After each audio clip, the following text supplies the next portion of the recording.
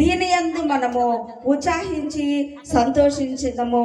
మరి పెళ్ళంటేనే సందడి. ఏమంటే పెళ్లి సందడి అంటే ఇప్పుడు నిశ్చితార్థం అనుకోండి, పెళ్ళంటేనే పెళ్లి సందడి అనమాట. పెళ్లి సందడి ఇప్పుడే కనబడతా ఉంది కదా అందరికీ.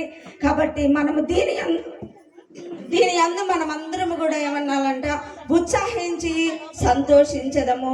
పెళ్ళంటే ఎవరైనా ఉత్సాహం లేకుండా సంతోషం లేకుండా ఉంటారా చెప్పండి? వీళ్ళిద్దరు కూడా కాబోయే దంపతులు ఎంతో మరి మనకంటే వాళ్ళు ఉత్సాహించి సంతోషిస్తూ ఉంటారనమాట.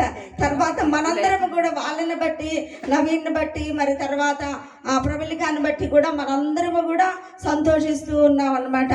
మరి ప్రవళిక మా యొక్క తల్లి మన సంఘంలో ఆ బిడ్డ పుట్టినప్పటి నుంచి మన సంఘంలో ఎదిగి ఉన్నది.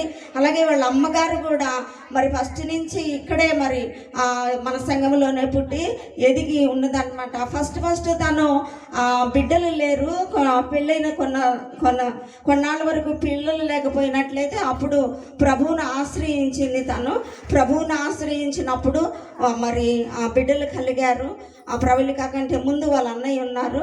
ఆ ఇద్దరు బిడ్డల్ని దేవుడు తనకు ఇవ్వడం జరిగింది. మరి గర్భఫలము యెహోవా ఇచ్చి బహుమానమని దేవుడు సెలవిచ్చిన రీతిగా దేవుడి చేత ఆ బిడ్డ మరి గర్భఫలము పొంది ఇద్దరు బిడ్డలకు తల్లి అయినది. ఆ తర్వాత నుంచి కూడా దేవునికి ఎంతో నమ్మకస్తురాలుగా మరి ఆ తర్వాత ఎప్పుడైతే దేవుడిని తను ఆశ్రయించిందో అప్పటి నుంచి కూడా దేవుడు తనని తన కుటుంబాన్ని ఆశీర్వదించడం అనేది జరుగుతూ ఉంది.